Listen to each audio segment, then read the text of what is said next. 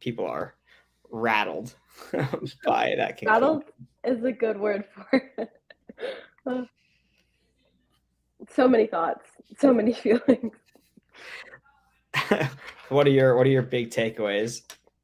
I literally wrote it down. I had just so many during Oh, the I'm show. excited. I'm excited. Oh my. Govin, great to see you. Great to see you, buddy. How you doing? Harry, nice to meet you. Hi, nice to meet you, Ian. How can I change my name to say Saudi Scotty Survivor? Like, go. I believe there's an edit function where you can do whatever you would like. My brother just texted me that he's joining in a second, having a bit of a camera issue.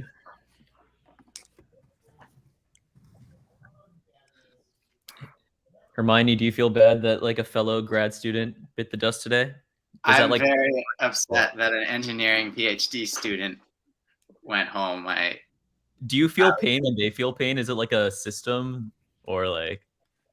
Yes, I was rooting for Megan in season 4, and I was rooting for Megan now because she always has that smile on her face, and she's again engineering grad student, and I'm heartbroken. Also, nice to meet you, Nishta. Govind. Nice to meet you too. I'm Nisha. I'm sure we're gonna do introductions, but I'm from Georgia Tech Survivor. Oh, we're live. Oh shoot, I had no idea.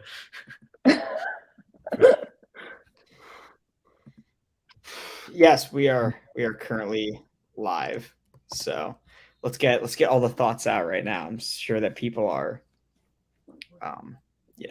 So what were you guys' big takeaways, I guess, we'll start with the boot, Yeah, I think my biggest takeaway is that this is a group therapy session that we have no business watching. Like, this is a friend group trying to work out their trauma, and there you have Megan, who's like sadly along for the ride, and I feel like I should just like everybody should go out for drinks, squash this beef, and then play Survivor. And you almost saw that for a second. There's like a bit of time when they're like went back to just like, oh, the plan could be blindsiding Cooper, and I was like, this is like the fucking shit. And then it just reverted back to let's vote out the person we know the least because it's safe to be with the people we know better. Well, that's not quite. Basically, what happened was that Cooper, Bailey, and Andrew believed that Leia was voting with them, that they were voting off Adam. The only person that knew what was happening this vote was Leia. Mm-hmm. No one else knew what was going on, basically. Sam and Bree had no idea that Adam was even getting votes. They thought everybody was voting Megan out. Once it went to Leia's house, they were like, all right, if Cooper gets the immunity, we're voting Megan. If Megan gets the immunity, we're voting Cooper. And that's all they knew. They had no idea anyone was getting votes. So basically the only person who was going on was Leia. She was the only person in both plans. Andrew, Cooper, and Bailey thought Leia was with them, was going to vote Adam. Why Megan wasn't informed, that's a very difficult question. It's going to come down to a lot of interpersonal dynamics, Ultimately, obviously, she should have been told by both Andrew and Cooper. Cooper was in a tough spot. He was basically being held at Leia's house. They're like holding his phone. They're like preventing him from doing anything because they want him out of the game. So they're like telling him not to leave. Like they want it to be him. They don't want him to do anything to make it not him. So he runs to Andrew, tells Andrew, hey, do whatever you want. Just tell me if we're voting for Leia or for Adam. And Andrew was busy with Friendsgiving and was like, I think we're good. I think we're fine with Adam.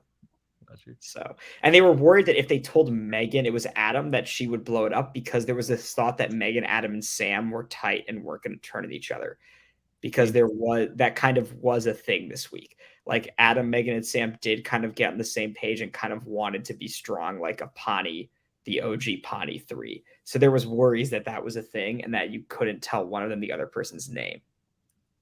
So yeah, that was tough. That makes sense. I was wondering why, because Megan could have tied it up if someone told her. Totally. Yeah. And I would love to know. That's one of my biggest what ifs is because if she does that, Cooper's immune, Andrew's immune, Megan becomes immune on the revote. They're basically on a rock draw.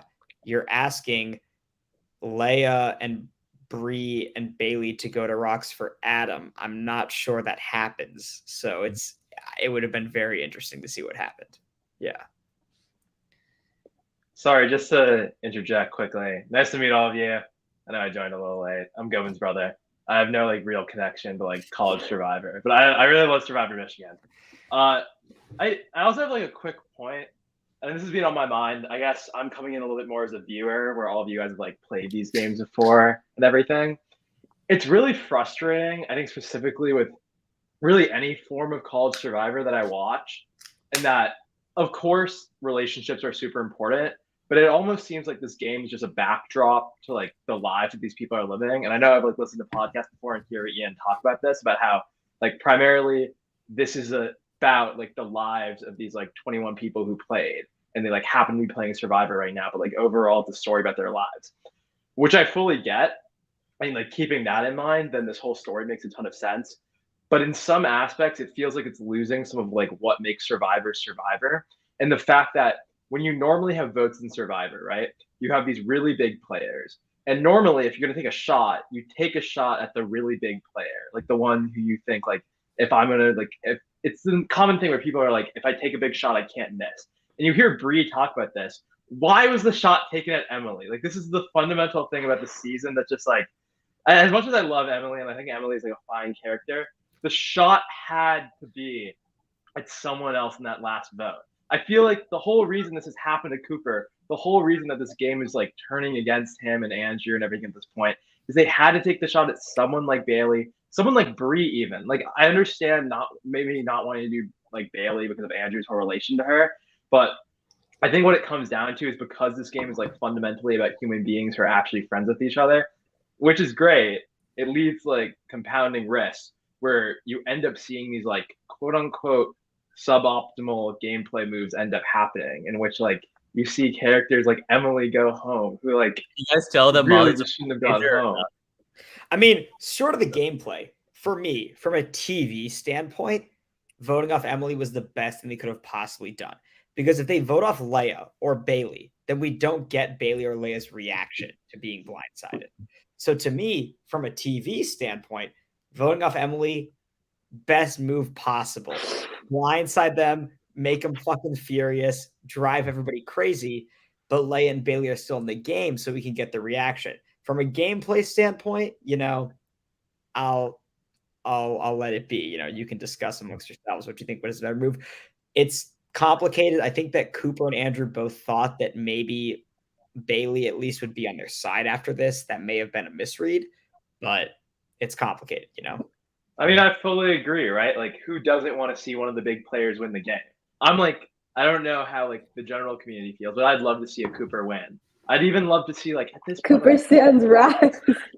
I wouldn't even be that mad with like a Leia win or something like that. Like, I'm happy to see the big players who it feels like are controlling the game have a say and still be in the end game. So it's exciting in that regard. But you do have to feel for someone like Megan, because was she really given a fair shot in this game? It's the type of thing where like normally in a Survivor season, the big players are decided by who's making like moves that are shaking the boat, right?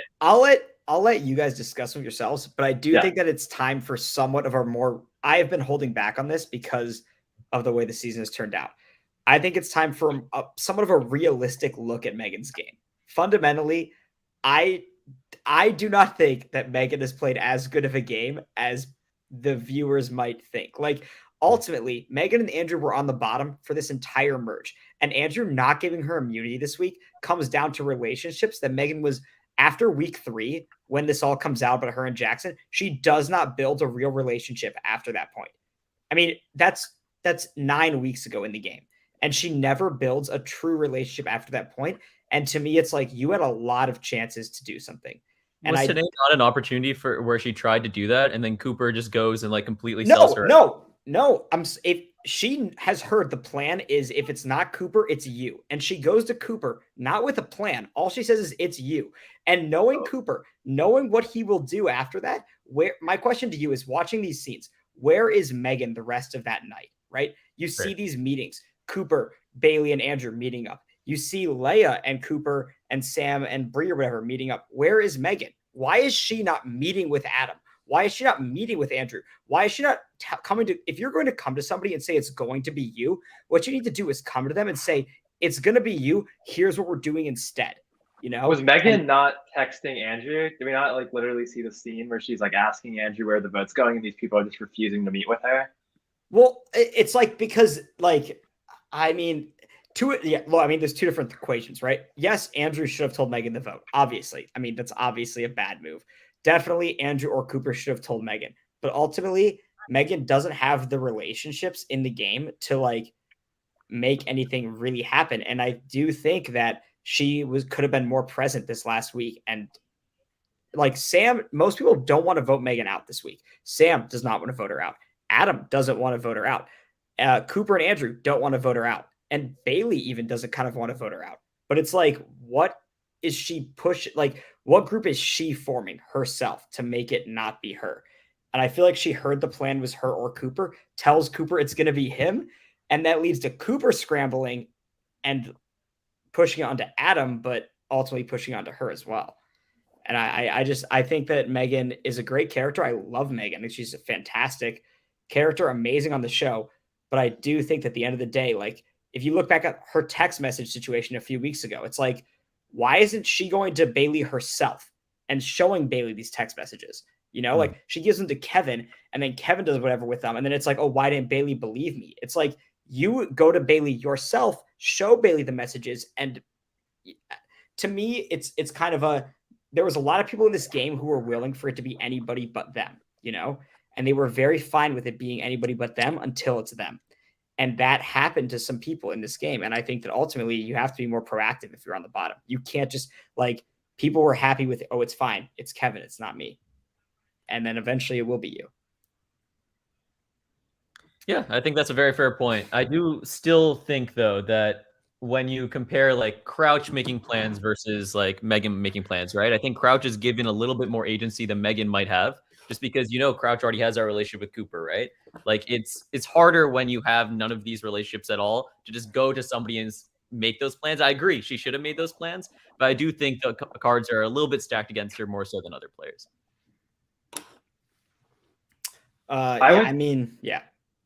Yeah, I would just add all of your points. I think are super valid, Ian. Like I love Megan. I think Megan's fucking amazing. She's an incredible character. She's great on the show.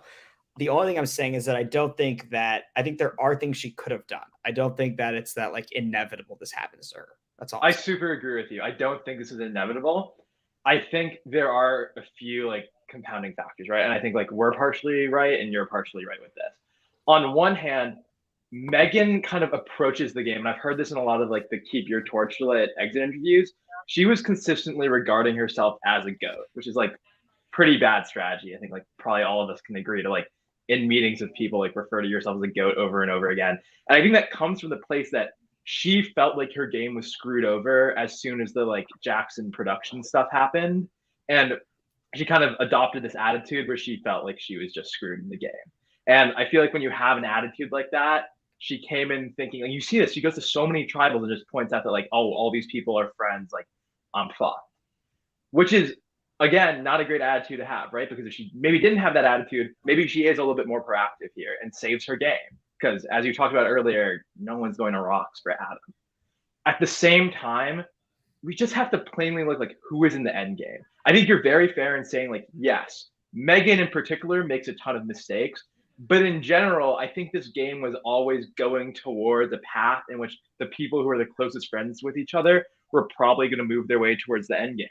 And yes, Megan could have done so much more. And there is paths. Like you see Adam's still there. He wasn't super close with everyone before. Crouch is still there. He wasn't super close with everyone before. So there definitely is paths for people to get far in this game. I will add later on, I don't see either of those two winning. I don't really think they have any win equity at this point. As much as I love Crouch, I don't see him winning.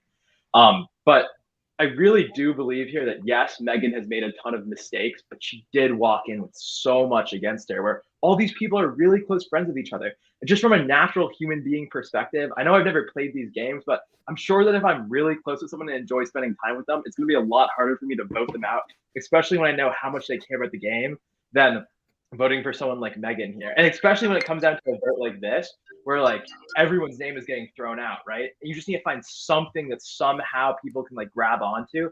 It's a lot easier to give the name of someone who not that many people particularly care about. And I do understand your point, Ian, that like some people here did want to save Megan, but I'm just saying in general, it's easier to spit out a name like Megan or Adam or something like that than it is to spit out like one of the big game players. And I think that's what's going to cost a lot of these guys at the end because they're playing with their heart. And some of these people just aren't going to be able to win. I don't get the logic for it, especially someone like Cratch. I feel like Cratch is heavily misplayed recently, but we can get into that more later. How about Harry and Nisha? You guys want to get into this? I feel like y'all summed it up really well. I see both sides of it, but we could talk about Adam because I just thought it was hilarious how the one person Cooper's like put his neck on the line for that like Sarah had to go home for, and then Andrew just turns around and is just like, maybe we get Cooper out. And I was like, Andrew, my guy, it was so funny. Yeah, Cooper wanted Andrew out. Andrew wanted Cooper out for like most of this week, which is pretty wild when you really think about it.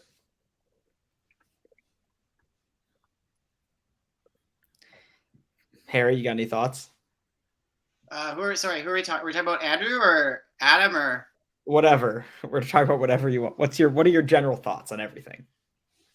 So yeah, that episode was a lot to take in. I just don't know how you guys feel, but back to Cooper's gameplay, he goes through this whole thing trying to get Adam to, essentially go to rocks for him on this possible 1 versus 3 revote, and then immediately he's fine just voting off of Adam. So like Cooper's already kind of was in a hole before this episode starts, and I feel like doing this now, there's no way Adam kind of worked with him moving forward, and I don't know, I just see trouble for Cooper in the next few weeks.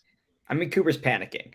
He's told about an hour and a half before tribal it's going to be you, and he's just freaking out at that point. Like he's in full anybody but me mode. I don't think he's thinking fully rationally. That's fair. And then Leia has the like pseudo buddy system, like from Boston Rob-esque. Yeah, like, caging yeah. people in. I love. She's telling him. Yeah. So where do we stand on Leia? Because I think, where do you guys think about Leia? I can say go ahead. I found her kind of mentality moving forward of just, she was kind of one of the people who's always been like, I'm sticking, I want to play with my friends. And I found that mentality somewhat frustrating for the last few weeks because, it was kind of difficult. I don't think she was always making the most strategic decisions because she wanted to play with her friends. But now I'm kind of glad to see, she's realizing she can't work with Cooper, and both from a strategy but also entertainment value. I'm really happy to see that next week it's Leia versus Cooper, and she's willing to switch, and she's realized, she's closer to Bailey and Bree than she is Cooper at this point. I am going to take a little bit of a counter stance from what Hermione's saying over there. I actually am a reformed Leia hater. Previously a big president of the Leia hate club, but like now at least I appreciate the fact that Leia kind of owns their shit. Like there's so many people in this game who are very much saying like, I am going to make moves, but then decides to just go with like the easier option when in doubt. But then Leia's like, this is what I'm doing. I'm telling you, this is what I'm doing, with the exception of like now this vote where they're like actually like straight up playing the game. And I like that side too. So there's like two sides of Leia, both of which I seem to like. Do I think that it's very hypocritical now what Leia's done? Extremely. But I like that side too. I think it makes for good TV. As much as I have such a complicated relationship with Leia. On one hand, I came into the season really liking her. I thought she was great in season 1. I really liked the combination of her and Mitch, and I still think there was like a decent argument for Mitch to win in that final tribal. But moving into like this season, it was very frustrating to see her come forward with like the Leia's list sort of thing. I think as Harry just talked about, like just seeing the fact that there were people's names she was not willing to write down. Well, it's nice to see that honesty coming from her because I'm sure other people also had like names they didn't want to write down. It's a little frustrating to see it like blatantly out there. But as I definitely think she talked about this in like the last episode. It's low-key like a great strategy because you have these people who like so strongly believe that you're not gonna target them, which is such a powerful force in the game. And also, I think people don't realize how nice it is to have these like quote unquote enemies in the game, like people who aren't on the list. Like just as helpful as it is to have people who are like on the list and know you're going to work with them, it's even more helpful for the people on the list to know that there's people who aren't on the list who Leia's okay targeting. So there's two things to this, right? One, as the people in the game dwindle, right? She needs more enemies. That's the number one thing Leia needs in the game. She needs people she can target. Because if it just gets down to like the 4 people who are on her list, she's screwed. So I think having someone like Cooper flip on her is honestly really great for her game, because she wants people to be moving against her so that she can have someone who's not on the list to target. So I think this whole Cooper thing happening for her is actually pretty good. And to go back on this, I don't think she would have flipped on Cooper if Cooper didn't flip on her. Ian, you can like correct me if I'm wrong here, but I don't think Leia ever had in her strategy to like turn on the list. Like the list was like purely a strategic thing, and then like she was going to use it later on to like flip on people. I think she was like fairly loyal to everyone. Cooper makes this move, and I think like with happenstance, I think Cooper making a move to like go against Leia here ends up like really helping Leia in the long run, actually, by like creating more enemies for her. You let me know if I'm wrong, then. I think it's very complicated. I think that you start to see some real nuance that is kind of, it's very like in this episode, you have, so Cooper believes that the Girls Alliance was going to turn on him and Adam, and he would be voted out because of it, right? But we see that right before Cooper turns on the 7, Leia has established she wants to go to the end with Cooper and Sam. So from Leia's point of view, Cooper has manipulated, like Leia in telling Cooper about the Girls Alliance believes that she's telling him, don't be worried about this. It's not going to happen. From Cooper's point of view, he's like, I mean, I'm terrified of this. I could never go to 7 with this. Basically, both Cooper and Leia in this episode believe that they are correct, that they are believing the worst about each other. Because fundamentally in Survivor, as close of friends as they are, they don't trust each other at the end of the day. At the end of the day, they do not believe that each other will bring them to the end. And so both of them believe both of them believe the worst in each other, basically. And I think it's a very nuanced situation. And you start to see like Leia saying something like, oh, Cooper's playing this game so disgustingly, he sickens me, yada, yada. From Cooper's point of view, he's like, well, you were playing to turn on me. But Leia feels like she wasn't playing to turn on him. And so it's like, it's kind of like who started this story. It's sort of a paradox, basically. How does everyone feel about Leia like snooping through Cooper's room to find the like remnants of the advantage? I feel like that was like a turning point. Like when I saw that happen in the episode, I was like, yes, like finally she's caught. I don't know. How did other people feel about that? Jackson said this once on an podcast, and it was like the person he was most disappointed to like play with, and he said Leia for that, and I kind of have to agree. Like I was like you, like very excited, like season 1 Leia, very strategic, and then she comes in here with like, I'm not voting these people off, I'm having a great time just playing with my friends. So then like during this episode when she was with Sam and she understood her perspective of knowing both sides but still being on the bottom, I was like, season 1 Leia's back, like she's like strategy, she's gonna vote Cooper out, and then she kind of just throws it all away when Sam reveals like that one piece of information to Cooper. So that sucked to me, but I still feel like what Ian said, like she and Cooper have this vendetta against each other where they don't really trust each other, and I just hope it comes into fruition. Yeah, I just think from it.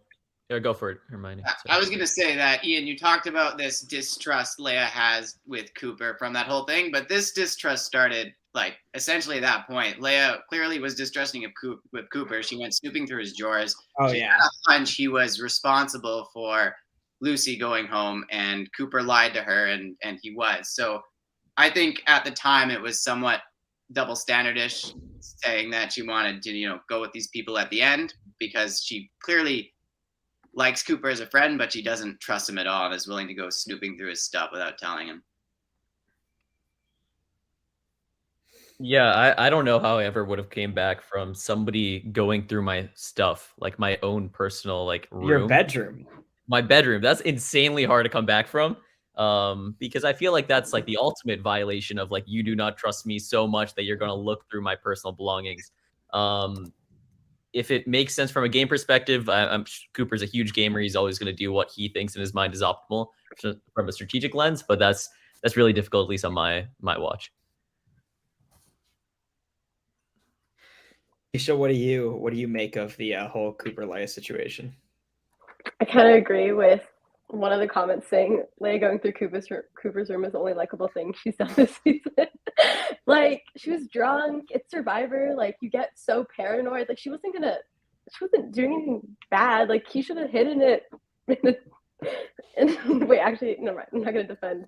I'm not gonna blame it on Cooper. But like, I get what she did. Like, Survivor takes you to some places. I just want to add. Could I add one comment?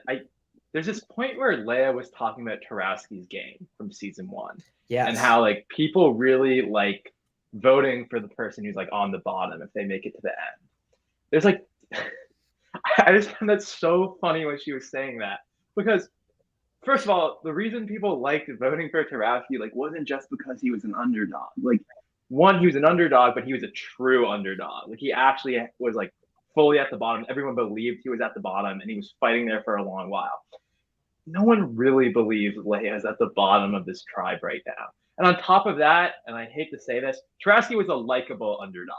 That was like the key thing that allowed him to win the game. Everyone really liked Tarowski on that season.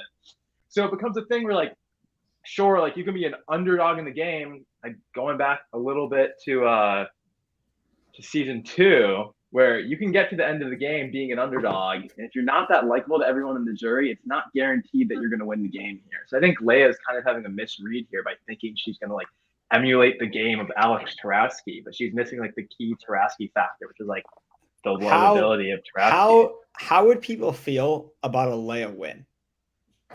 I'd be okay with that.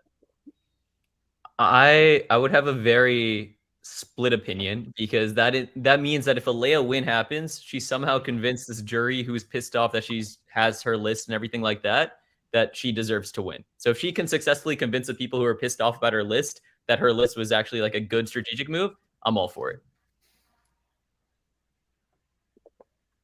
I don't see her beating out other people.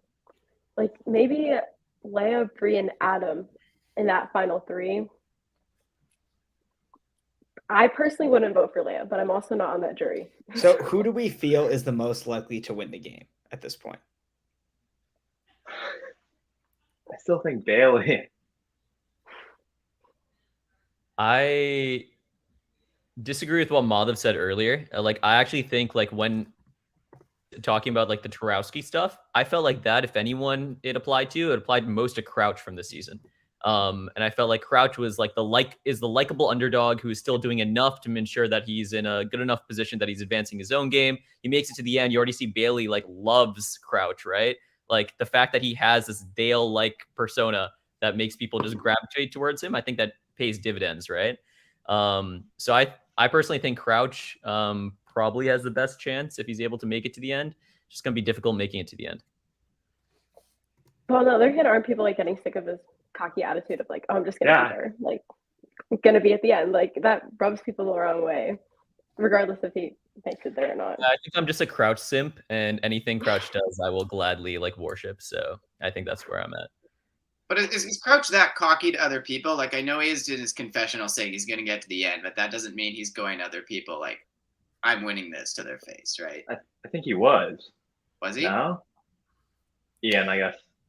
Yeah, I mean, pretty much everyone in the game thinks Crouch is cocky at this point in time, because he was saying to them that he was never going home when he was on the bottom. That's why they think he's cocky.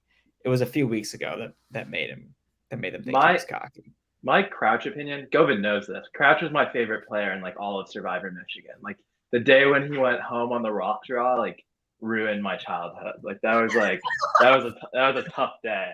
I love Crouch, and I was like so excited to see him back for All Stars.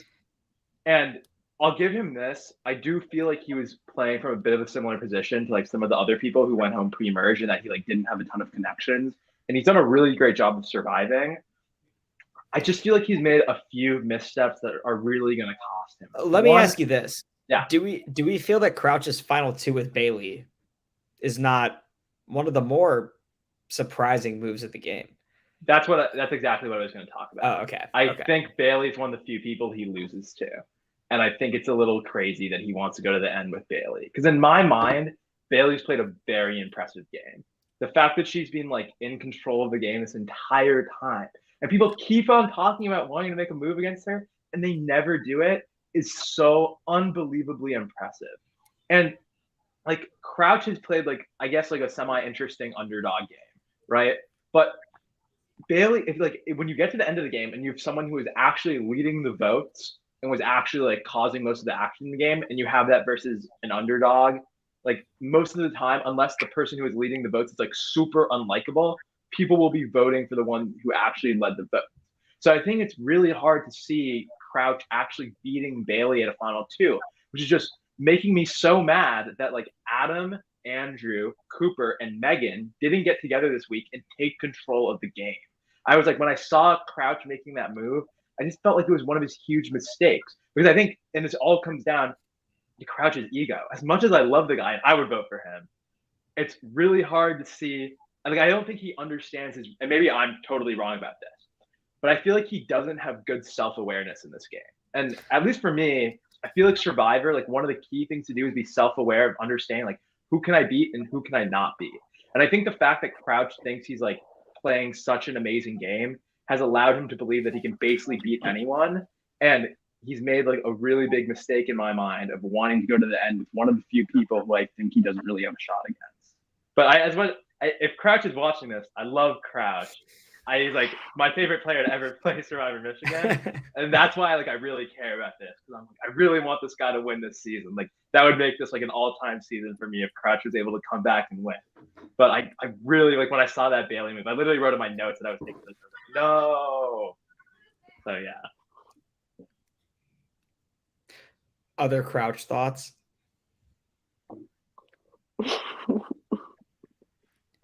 If we're talking about who we think is going to win the game, at least who I want to win the game, we're still rooting for Cooper. He would have an arc, and I'm here for that. But then also, like, Sam talking about him, like, not having a job kind of made me want to be like, I hope you get that Survivor coin at least. Like, he's literally working a full-time job here, and he's survived so many things so far that, like, I would not be mad. And then Bailey, of course, like mother, we love. So responding to this question, I'm not sure. My impression has always been that basically, so Andrew and Cooper are immune. Megan becomes immune on the revote to go to Rocks. I think it becomes very difficult because it becomes basically the issue is Bree actually, you'll find this out in the next episode, but Bree actually would have voted Adam out if she knew that Megan was. If she knew it was between Adam and Megan, she would have voted for Adam. So I think there's a potential that Bree flips. But the thing is, Bailey also doesn't want to go to Rocks for Megan. So basically, Bree and Leia don't want to go to Rocks for Adam, but Bailey doesn't want to go to Rocks for Megan. So I could see multiple flips happening. There would be people. If it ties twice, I think that Cooper and Andrew are forcing Rocks no matter what.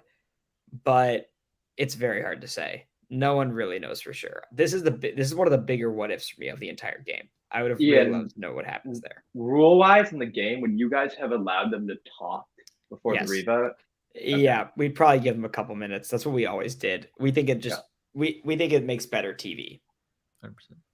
And that's why we allow that. But yeah, I mean, yeah, you can continue. No, go on. I'm thinking Adam goes home then. Because the only way in my mind that this goes to a rock draw is if like someone flips on one side, someone flips on the other side, and they're not able to talk to each other, and it like by mistake becoes a rock draw. I think it's likely Adam goes. I think it's likely Adam goes, but it's hard to say for sure because I think that Bailey is not going to Rocks for Megan, but there's no way Bree and Leia, and Bree wants Adam out also. So like, yeah, it gets complicated for sure. It gets complicated. I'll say to Crouch's game, I do think he's being somewhat underrated potentially, in the sense only that like I do think that his social game is somewhat underrated in that Bailey voted for him at the last tribal council, and now he's in a final two with her. And yes, maybe he should have told Megan the plan, but also, is he really in that bad of a spot regardless? You know, like, are the targets ever coming to him sometime soon? when he sees this Cooper versus Leia war going down. I don't know. Well, I guess who do people think has like the best resume? Like, who's the person right now who could sit with like anyone and beat all of them? The thing is, nobody in this game has controlled the entire game, right? So Yeah. it becomes much more nuanced. Like, it's depending on like who is facing who, basically, because there isn't one person that has like run the whole show, you know? Fully agreed. And I think what makes that even more difficult in an all-star season is people come in with certain levels of clout just from like who are they within the club, right?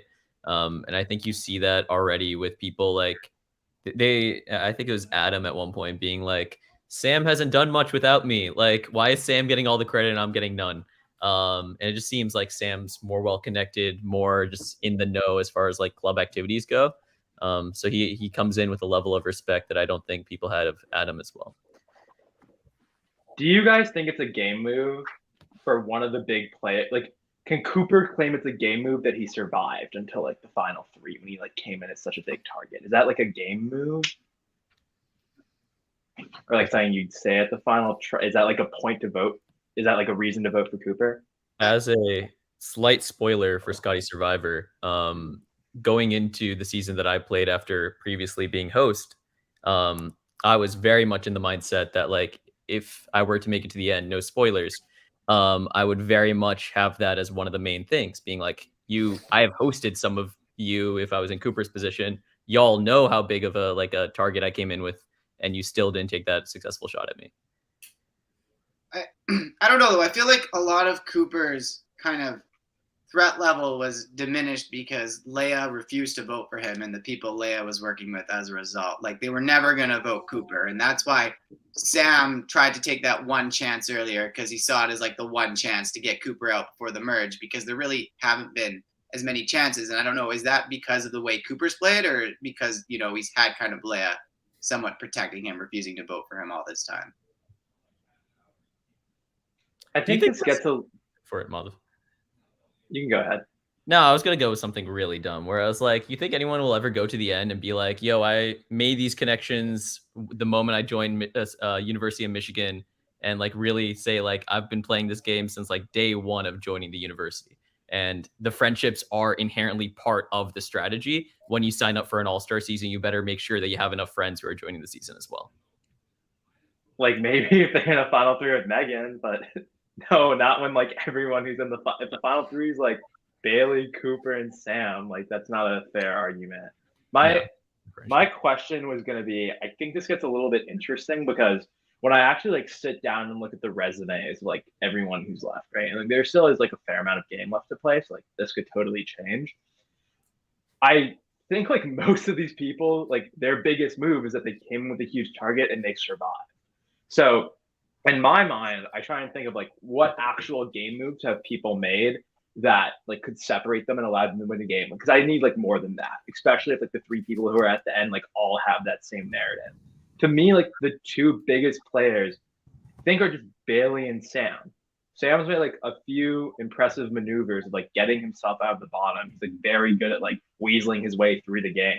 Specifically, I think this is probably the best move of the season. I know this is pre-merge, but I still think it's the best move of the season. When he flips at that tribal where he was totally going to go home. Happy birthday, Ross as hell. Yeah, but I think Sam makes like an amazing move there. And Bailey, like, I think you just got to give her credit for like making that group in the merge. Like, it takes a lot of balls to like go ahead and be the person to make that group. And it also just feels like Bailey's kind of just like also being able to like weasel her way out of target. So in my mind, like, it's one thing to say, and this is exactly like Harry was saying before, like, it's one thing to say I came in with a big target and I was able to survive. But did you really like survive? Did you do things in the game that pushed yourself to survival? I feel like Sam and Bailey like were more so able to do that than someone like Cooper, who was maybe just like shielded because of Leia. You're spitting today, Madhav. I agree with most things you're saying, and I was expecting to argue with you. Thanks. Nisha, Harry, you guys have any thoughts on any of this?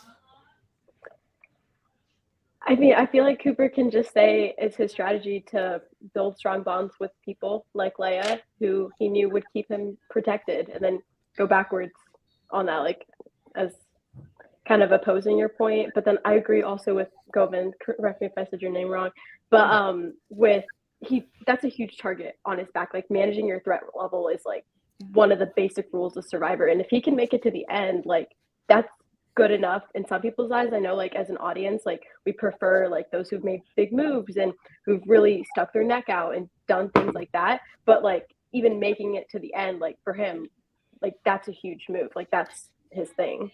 Do we think that his flip last week was not a big move? Was it a good move? That's an open that's a question I'm not willing to answer at this time. I know I can't ask that to you. I'm more so meant to like everyone else. Yes, I think it was a big move. Yet to be seen if it was a good move. I feel like it was a big move. That is like probably like again like maybe a little bit too early to like probably not a good move. It feels like, and again, this is really hard for him to tell, right? Because like he didn't know that Leia was like actually like loyal to him and willing to bring him to the final three. But if that was true, he kind of like fucked up his end game position by making this like swing a little bit too early. I think he like again like it all just comes down to like how aware you are of your like actual positioning in the game. And again, like I think Leia played it pretty horribly and like didn't make it clear to him how good of a position he had. I also just want to give Sam a shout out on, I guess this is a little bit of, it's talked a little bit at the beginning of the episode, but just like the way in which he looped in Leia before doing the whole plan. Like that's amazing, like management as far as like making sure that you have good friends on both sides afterwards. And I was very shocked that Cooper didn't try to do something similar, or at least wasn't as successful if he did try. Because from my understanding, just as a viewer, it seemed visually that like Cooper and Leia were much closer friends than Sam and Leia were at the beginning of the season. In the way that Sam's really finessed it in a way that now like Sam and Leia are even closer than Cooper and Leia are, is wild to me. Yeah, I mean, what do we think of Leia being willing to turn on Cooper here? You know, I think that like there are people I know in the comments who are like mad at Leia for coming at Megan during the tribal council. But I think you have to see it from Bailey and Leia's point of view there is that Leia has been trying to vote off her best friend the entire week.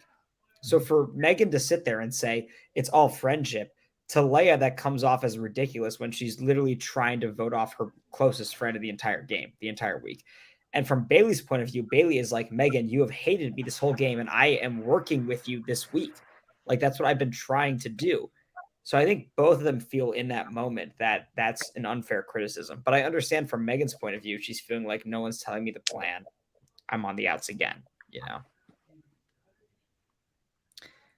But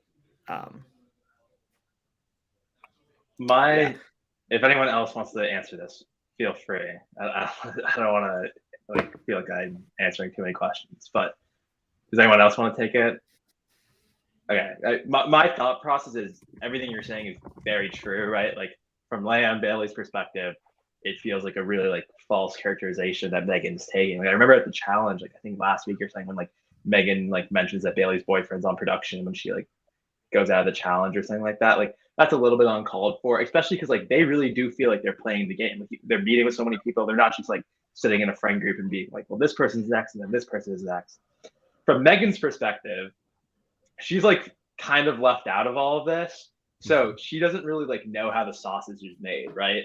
Like from her perspective, that could be how things are working out. And I think maybe like because of her past experiences with production, she's like viewing like maybe it is like that. And I think like we have the benefit of like seeing what's actually happening. So like we know Megan's like kind of wrong here, right? Like we know that like people are playing the game and like it's not like they're just like sitting there with a list and like taking people off one by one, except I guess Sam is, but not very successfully because Cooper survived.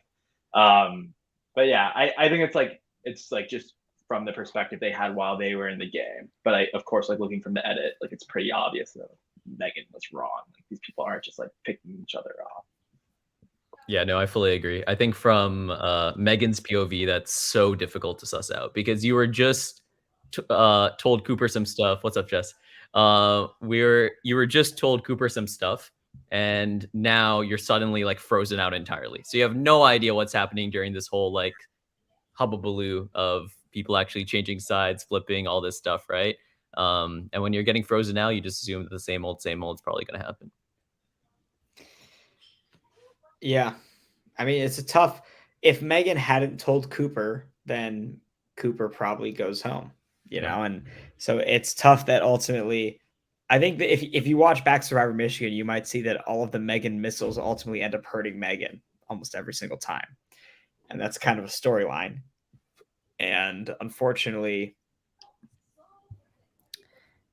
Megan was in a tough spot here. Yeah. And this time, telling Cooper was maybe not the best move. The rewatch value has been so high. Like, I've gone back and seen some of the earlier episodes, and like there's been seeds about like Emily, Will, Kevin, like all of that from like episode 1. So it's crazy to see. Yeah. Definitely I think even at this point, and definitely once the season is over, you could go back and you could see that. I think the first couple episodes, almost every single line is like foreshadowing for something that's going to happen. So a lot of this has been honestly low-key telegraphed. Like, there was people in the Discord were like talking about how obvious it was like Sam was going to go this week. And I was like, guys, this has been set up for the Megan boot for a really long time. Like, the Jackson confessional at the very end about eighth place shit, that was at the end of Megan's boot in season 4. And so that was like, yeah, we're putting this at the end of both Megan's boots because they're both 8th place. So I was like, the 8th place setup for Megan has definitely been there, and people just did not want to see it, I think. Maybe. I really thought it was going to be a Pawnee person. I was like really shocked when it wasn't Adam. I was like really convinced it was going to be one of them. Oh, wait. Is Megan Pawnee? Yeah, she was. Oh, okay. Then never mind. Then that makes tons of sense. So who do you guys want to win the game? Like, who would be the best winner for you at this point? I want Crouch to win just because he was my top pick going into the season. I think he was so likable from season 3. I think it was respectable at the time. He didn't have any votes, and now I think he has the most votes, if that's correct, right? Of all the remaining contestants. And I think Crouch, he has quite a few. Yeah, I think on my end, in a similar spot as Hermione, I think still my favorite episode of Survivor Michigan, period, was the rock draw in season 3. I think that was such like an emotional moment, and seeing Crouch come back was awesome. I was really pulling for Nick. When Nick was voted out, I was really, really crushed because I thought this would have been an amazing Nick redemption arc. But now at this point, I think anyone from I think Bailey and Crouch are like the 2 people I want most. Mainly Bailey's side of stuff, just from like a huge respect for the game that Bailey's playing. I think Bailey, like Madhav's described already, has really had a stranglehold on this game, and I don't think enough people in the comments are at least giving her credit for that. Yeah, the rest of you guys. Yeah, maybe this is unpopular opinion, but like I don't really like rooting for the underdogs. So for those who had like big targets, like the Coopers, the Sams, the Baileys, love for them to win. And I can't believe you brought up Nick. Like, that just made me so sad. Like, I literally almost cried during his vote out. But yeah, those are big targets. If they get to the end, rooting for them. Yeah, I think kind of this is like an unpopular take in like Survivor, like social media or whatever. But like, I also didn't really want like one of the underdogs to win. Like, this is an all-star season. Like, I'm here to see people like actually play, and I want the winner to be someone who's like a large part of deciding like where the votes were going. So as much as like I really like Sarah, I like really like Megan or something like that, and like as much as I love Jackson, like I never really wanted to like see one of them win the game just because it would feel a little wrong to me. I think because of that, like the people I'm probably rooting for the most are like Bailey, Sam, Cooper, and of course like Crouch is my number 1 just because like past experiences and like how much I loved him in season 3. But if Crouch can't win, I definitely want one of those 3. Yeah, I completely forgot about Sam for some reason. I'd love a Sam win as well. Who do you guys think is most likely to win? Like, gun to your head, who wins the game?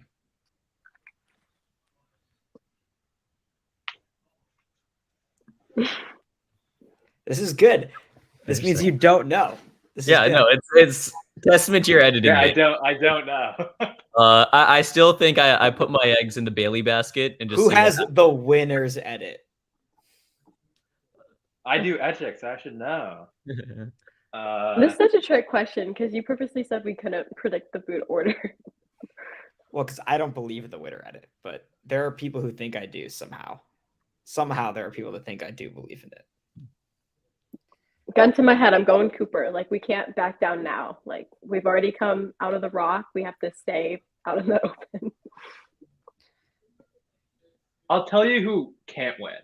Okay, Maybe who that's a cannot little bit win? Yeah, easier. who can't win? I don't think Adam can win. And this is a little unfair. I don't know. I still don't really get why like all the credit goes to Sam for everything, but I just feel like that's the perception, and it's going to be very hard for him to win. But it's also going to be very hard for him to get to the end. I don't think Bree can win. I don't think Leia can win realistically, because unless she like sits, because Leia has like 2 win scenarios, right? Like either she's there and like there's just like enough friends on the jury who like really love her, but I feel like these people care too much about the game, and like the other people sitting there will also be their friends, so they'll probably vote for them instead. Or like she wins because she talks about how like she was a brilliant person who like abused the list and everything to like get her way. And if she does that, I hope she wins, but I don't think she will. Then who's left out of I guess the remaining 4 is just the 4 people I like. So maybe I'm just talking myself into that. But then out of those remaining 4, I really don't know. I feel like you're setting up Crouch not to win in the edit. That's one edit read I've been getting for a while now. Like, I feel like we keep on hearing about how Crouch is going to be in the end. I don't feel like we hear Crouch again. Like maybe he's just not saying this, but like he keeps on saying, "I'm going to be at the end. I'm going to be at the end." Okay, he's going to be at the end and lose. Is kind of the vibe I'm getting from it at this point. That's what I feel like the hinting's toward, which will kind of break my heart because I love Crouch. I think Crouch will be a losing finalist though. And then between Cooper, I just like really have a hard time seeing him like actually maneuvering his way to the end. So I'd probably put like my first pick would be Bailey, and then Sam has like a decent shot, but it also feels like Sam's like low key kind of being like Sam and Adam have felt like they're at the bottom like most of this game. Like there's a lot of times where like people will like be willing to work with them for a little bit, but it's not like consistent. So it's again a little hard seeing Sam make it, but he probably is my second most likely pick. I really thought Sam was going to go pre-merge like most of the pre-merge. The fact that he's still there is pretty shocking to me. Totally agreed.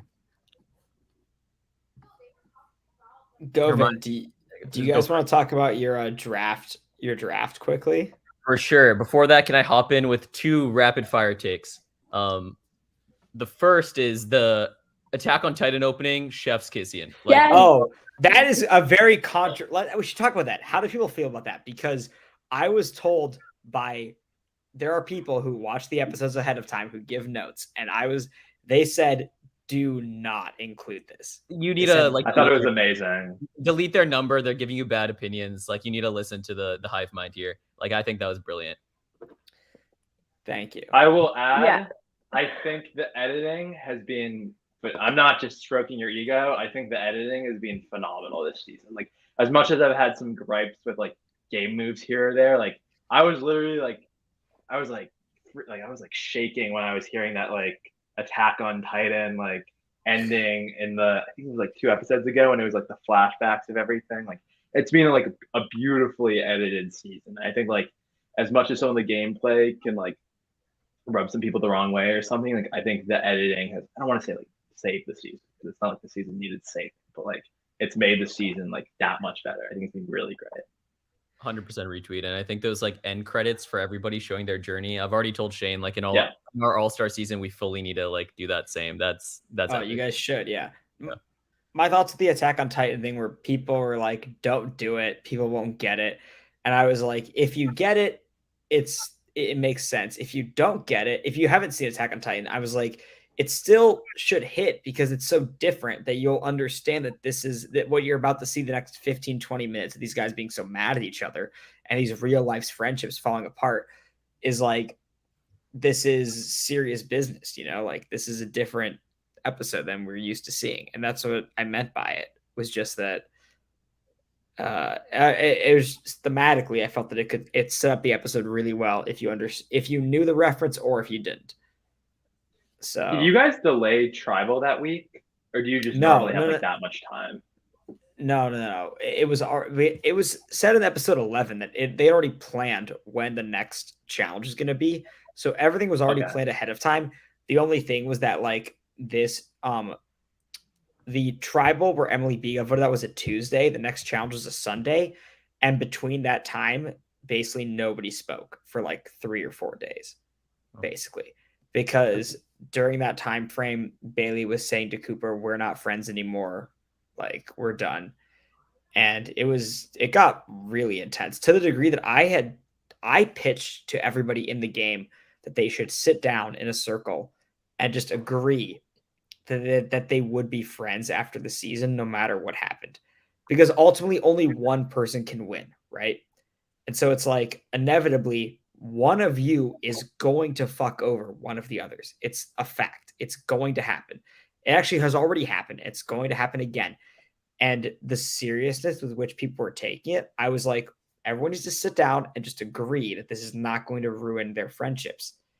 And they did not agree to do that.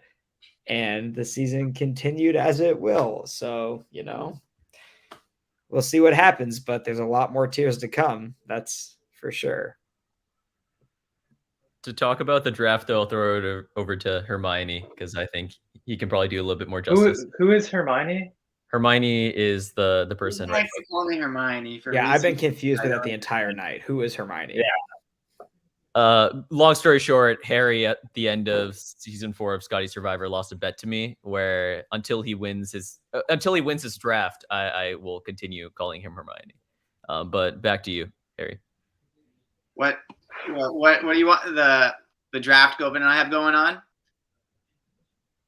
Yeah. Who's winning the draft? Perfect. Can I? So just some context. Govan and I did a big draft of who we thought would win the All-Star season, where we each drafted 10 people, and it's been super close. I think this is the first week since we started where I have passed Govan because I think he had Megan, but before this it was like 88 to 87, and it's been super close, and we both had 4 people left, but I think I'm just squeezed ahead. So who do you guys each have left? Let me join and let me see if I can actually share my screen, and then I can maybe. Yeah, I've been trying to figure out if I could share it. I'm not quite sure, to be honest. Okay. I need to just read it out. Let me ask you guys, what was worse, the cliffhanger or the Attack on Titan intro? Because those were the two things before the season that I was told by people to cut. The people who watched the episode said you can't do the cliffhanger and you cannot do the Attack on Titan intro. And I said, fuck you, I'm doing both. It's my season, I'm doing what the fuck I want. And that's what I said to them. Personally, as someone with like an Erwin Smith tattoo and an AOT poster, like right there. And I have a Hanji shirt, like I just don't have it. Name my car after them. Like I'm a huge fan. Loved it. I was cackling the entire time. I was like, if they get this, they get this. If they don't, you're introducing them to Attack on Titan, which is even better. So, wow, not the Erwin Smith tattoo. That's wild. Oh my. It should show the screen sharing in the waiting room right now, Ian. If you can elevate. Oh yes, I got you. It's amazing. Cool. So this was the draft that we both did. Everybody was drafted with the exception of Tom. Apologies to Tom. But yeah. So the order in which we drafted them also are like top row onwards, and then bottom row. So Lucy was my first pick. Crouch was his first pick. And then we snake drafted it back and forth. So we are like 1 point away from one another because we're summing up all the placements. And then the winners, I think, getting -1 is their total. Like, so who does each one of you have left at this point? Govan, you're getting killed. No, I have Crouch, Bailey, Cooper, and Leia, and 3 of those were my first 3 that I drafted. Yeah, and I don't know if I'm being killed, Madhav. I was 1 point ahead before this past episode. So you have He only has Sam and Crouch, Bree Bailey, left, and right? Cooper. Govin, I you only have Sam and Bree? I have And Sam, Adam, and AJ. Bree. And you have Yeah. Sam, Adam, and Bree. And Yeah. he has Bailey, Cooper, Leia, and Crouch. And I think AJ could have good like GOAT potential, which I think would result in a good placement in my book. So I haven't checked Discord today. I'm glad to know they're loving the season. That's great to hear. Honestly, yeah, I'm glad they're enjoying it. But yeah, I was crushed with some of this stuff because like I know Cooper personally. I wanted to cheer for Cooper, loving like a lot of these other people on Team Harry, but I got to do what I can for my people too. Jackson going last is like criminal. That's hilarious because Jackson went first in both of the drafts that we hosted. The only reason it is shocking to me because I feel like coming into this season, like Jackson very clearly seemed to be like the odd man out, both in terms of age and then in terms of like being from a new season and things of that sort. Plus, he's a very boisterous personality. Hey man, I don't disagree with you, but that's how it went. No, I'm telling those people that they were like dumb for picking Jackson. I think the biggest like question mark in this season, like the thing that like if anything's gonna keep me up at night, it's the Dylan boot. Like I know that's like going back a little too far. I mean, Dylan was never meant to go. He wasn't meant to go. I just like really think Dylan would have killed the game if he like made it past that one boot. Like I feel like he's in such a good position. I agree with you. I think that to me, when I look back on the season, I think that every person made mistakes that could have led them to getting voted out. The people I think didn't make mistakes were Dylan and Will. I think Dylan and Will both were victims of circumstance and both could have gone really, really, really far. That's what I think. Which sucks because they're both awesome. Coming into the season, it's probably Dylan, Crouch, and Jackson Will. They're probably my 4 favorite. What are people's thoughts then on Kevin? Like the Can one we, who all right, let's can you get rid of your screen here? So sure. Have no idea how to do that. Okay, there we go. Cool. Also, wait, Nisha, can we see your Jackson idol? Oh yes. So to clarify why give us the backstory here. Yeah, thank you, Ian, for letting me come on again. But essentially, I listen to any Survivor Michigan like morsel of content. So Jackson came on a podcast, and then he just like said, "I have a lot of these idols. Just like reach out to me with my work email." Wait, not that I probably shouldn't say that out loud because you might get emails now. But love you, Eric. Yeah, don't say. No. Did he say it on the podcast? Yeah, that's what he said. Then go if you want Jackson's email, go to the LRG podcast Jackson interview. You can find it there. Well, I don't think he said his like email on the podcast. Did he? Yeah, he just said find my work email online. Yeah. Do with that what you will. And he's like, reach out to me for an idol, and I'm like, of course, that's what I got to do. Hit him up, connect with him on LinkedIn, and he wears this track t-shirt sometimes, and it's from a city that's like 20 minutes from where I live. So I'm like, I got the hometown advantage. Like, let me slide that in the email. And I'm like, Jackson, I love you. Can I have an idol? And he reaches back out via LinkedIn, and he was just like, yes, send me your address. You'll just have to pay for shipping. And I'm like, I got you, man. So Venmoed him for the shipping, and then I got a Jackson idol, and he even personalized it, which I thought was the funniest thing. He's like, Tanishta, my hometown hero. And then he signs it. Like, of course he would. He signed it? So we got one of these. I feel like I look like a crazy fan right now, and that's not my intention. But I wanted one of these, so super happy. Love Jackson. Are you playing on Georgia Tech All-Stars? Because I better see this be put into play. I physically cannot play another season of Survivor. No. It hurts. I did well in the first season. I'll leave it at that. Happy with my placement. But so, Jackson's idol will live forever with you. And if anyone else wants a Jackson idol, it sounds like they are for sale if you want to hit up his work email. Do they all come with like a guaranteed signed personal letter? Because I care about that. It seems like yes. It sounds like yes, they do. Interesting. That's I so would funny. strongly recommend that Jackson podcast. That was a great listen. Oh, hilarious. It's a great time. You should definitely check it out. Yeah, he was saying how some of their confessionals were filmed after like the whole thing's gone, and I get that from like an editing perspective. We So- don't talk about that here. Oh, never mind. Never happened. Jackson's probably lying as usual. Definitely total lies by Jackson, dude. Why would he ever say that? Obviously, filming confessionals after the fact, that's obviously fake news. No, but for real, basically the backstory on that is that at the time of the Abby situation, production was saying we're going to pretend it didn't happen. So they told everybody not to film anything about it. So there was very little content about it. When it came to I knew ahead of time, I was like, that's not going to fly for me because I'm the editor. And even back then, I was like, they'll have no control over me when I actually get to edit it. So I reached out to Megan and Jackson about a year ago, and I was like, all right, I need some content on the Abby situation. Please film something. And they agreed because they are generally great people and want the show to be good, and they want themselves to look good on the show as well. So yes, those videos with them about the Abby bomb were filmed after the fact. But, at the end of the day, it's for the show. And also most reality shows film the entire thing after the fact. So honestly, like College Survivor is way more real than any reality show that you will ever watch, because almost every single reality TV show films all their confessionals like way afterwards. So in this one instance, it was after the fact, but it was necessary to make the story make sense. No, Could I ask a question? Sorry, go ahead. Oh yeah, my question was, there's so much B-roll about like just you, Mish, in general. So I was wondering, did you like go back to film all that, or you just had like a storage of random things?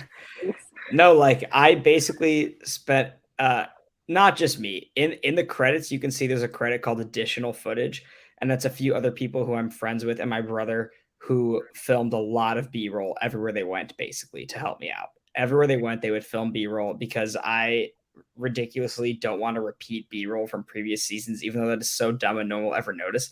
I was like, I want it to be only new B-roll for All Stars. And so I had some friends, some great people, Brian Smythe, Mason Marskors, and my brother Jack Harris, who filmed tons and tons of B-roll for me and helped me out in that regard. And Colin Farmer, don't forget Colin, the best of all time. They filmed lots and lots of B-roll. So yeah. That's what I was wondering. Because I was just imagining you like book 2 days out of your weekend and just was filming random things. I do also do that. You would be shocked by just how much B-roll is required for the show. Yeah. What was your I guess question? I wanted to ask, I never really understood how a Megan, Adam, Andrew, Cooper faction didn't like take control in this episode. I guess, does anyone have like thoughts of like why? Because there was this moment, I was like taking notes during the entire episode, and there's this moment where Andrew literally says he needs like an Adam Megan final three. I mean, and at Adam, that point, Andrew and Cooper both want that. That is what they want, for the record.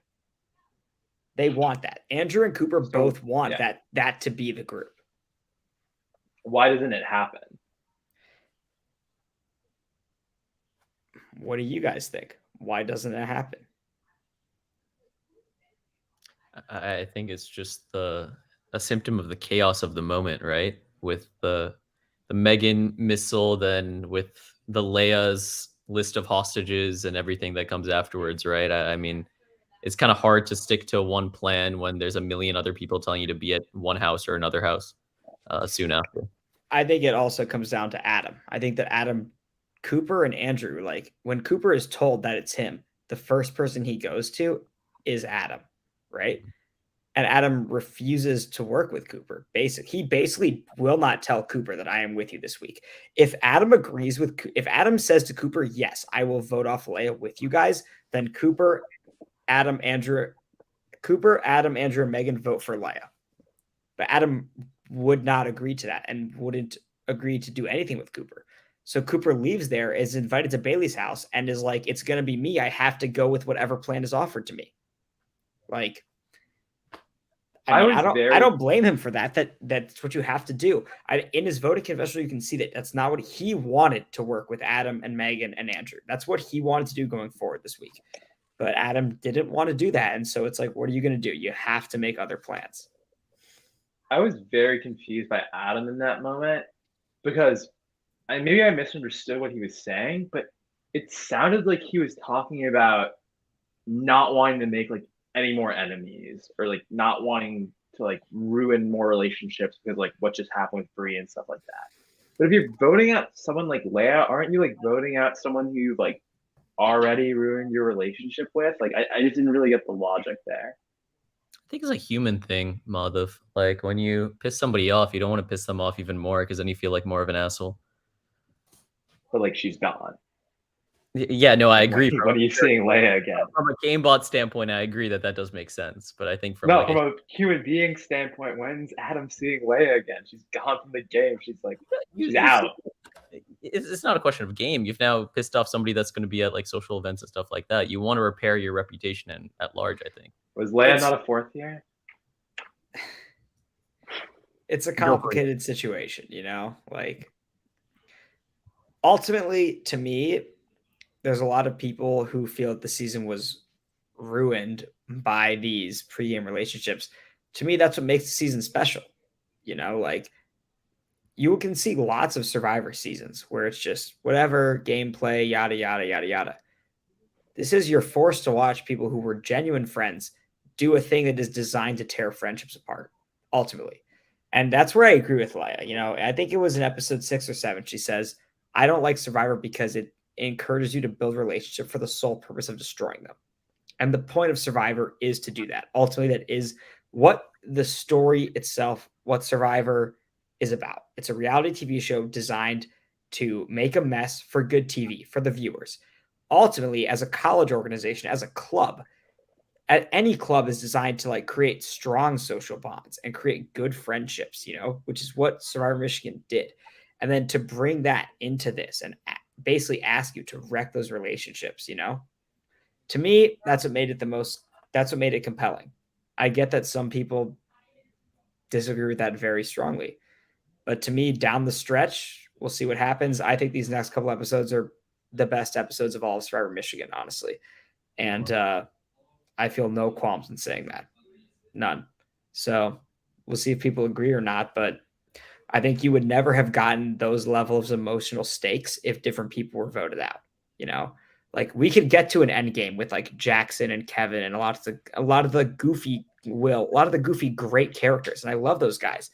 But to me, it was like the first half of this season was the best of Survivor Michigan's like goofy craziness. Will, Jackson, Kevin, Jesse, Lucy, the best characters bouncing off each other. The second half was the most emotional gameplay you could possibly have, basically.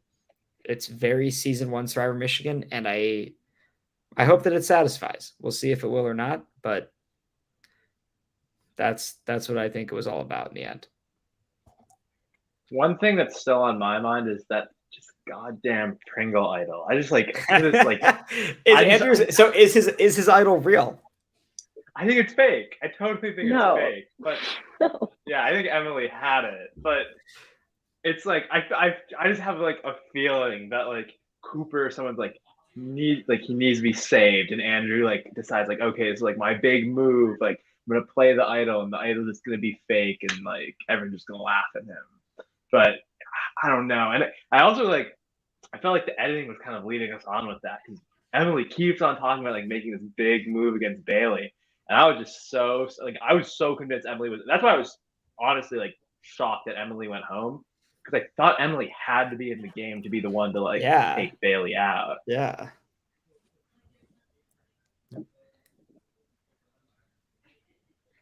Any final thoughts? I think it might be time here. I think that I think you summed it up really, really well, Ian. I think that this season is different by design, and I think that that's something that a lot of people have, or at least the comments I've seen so far, are failing to acknowledge, because people come in, they're already conditioned to like this one type of Survivor, and now we're being introduced to a completely different type of Survivor, same game rules, but with a different end product, right? So for me, it's refreshing. If anything, it's not for sure not what I expected coming into the season. When I came into the season, I was expecting just like blindsides back and forth, left and right. But this is like a very interesting piece of like art that is very distinct from what we've seen prior. When I love like how you separate into parts, because I feel like here we really see, I think Bailey summarizes well, like this person won't vote for these two people and this person won't vote for these two people, and the numbers are winding down so low, like lower and lower and lower, that you really see that cut out to play, versus before there were like backup plans on backup plans, because not everyone was close to everyone, but like final seven, nowhere to hide. And last thing that I'll say is like GT Survivor specifically is stuck in like editor limbo. It's so hard to find like editors that'll actually be so passionate to edit Survivor season, because it's like hours and hours and hours of footage. So like Ian, props to you. Like anyone that has a negative comment on like something to say about this, like at least you stepped to the task and did it, and like did such a great job with it, and like that counts for something. And I just want to put that out there. Hermione, do you want to go first?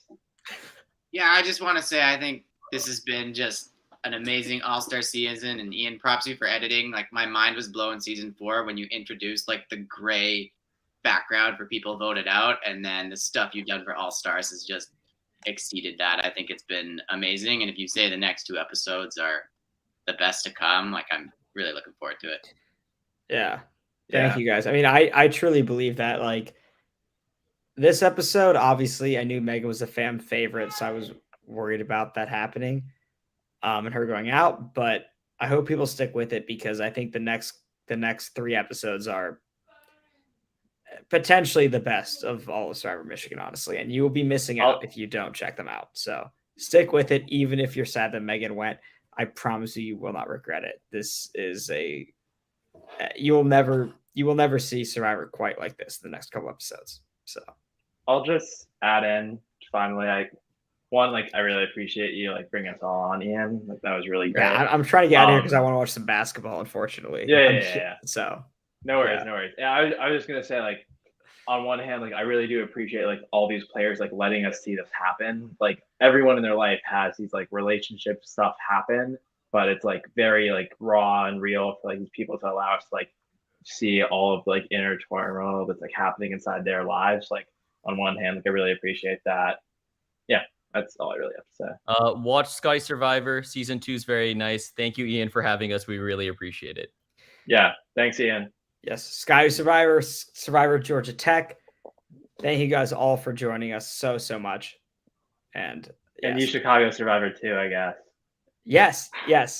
And you Chicago Survivor. I'm not on it, but watch it, I guess. Okay.